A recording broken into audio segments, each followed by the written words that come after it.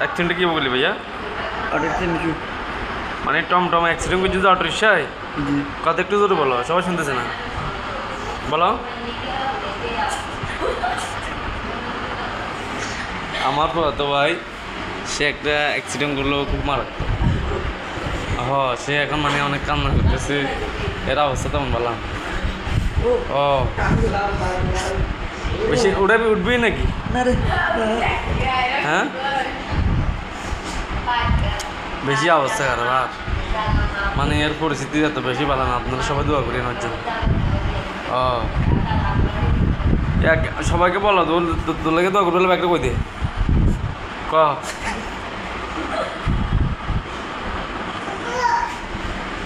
কানলে দোয়া করি। ইয়ারে হারাম তো কানলে দোয়া করি।